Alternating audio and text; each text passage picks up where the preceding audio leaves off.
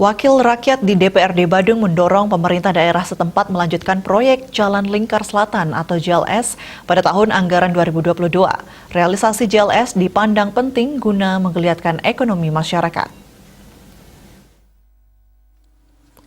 Ketua DPRD Badung Putu Parwato berpandangan proyek kerjasama pemerintah dan badan usaha KPBU merupakan solusi yang dapat ditempuh dalam mewujudkan proyek tersebut. Jika proyek ini dilanjutkan, otomatis ekonomi juga bergerak karena menjadi salah satu indikator pertumbuhan ekonomi. Menurutnya, kendala pembebasan lahan dapat ditanggulangi dengan pemanfaatan dana KPBU sehingga proyek tersebut tetap berjalan, selain tetap fokus pada penanggulangan dampak pandemi COVID-19. Ia optimis kehadiran JLS akan menjadi salah satu daya tarik wisata baru sehingga menggeliatkan perekonomian masyarakat sekitar.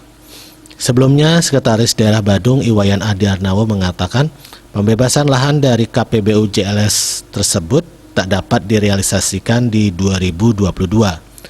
Pemkab Badung berdalih APBD tahun anggaran 2022 akan difokuskan pada penanggulangan pandemi COVID-19. Padahal tahun 2022 rencananya proyek ini sudah masuk dalam tahapan tender fisik. Sejatinya anggaran untuk pembebasan lahan sekitar 700 miliar rupiah dalam perencanaannya masuk dalam APBD tahun 2022.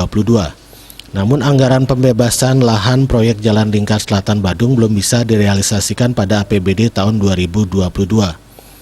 Diakuinya pembangunan JLS memiliki peran yang sangat penting dan strategis dalam rangka mendukung kelancaran dan kenyamanan berbagai kegiatan dan event internasional yang diselenggarakan di Bali dan Kabupaten Badung. Pembangunan JLS diproyeksikan untuk memudahkan koneksi antar destinasi pariwisata. Parwato Bali Pos melaporkan.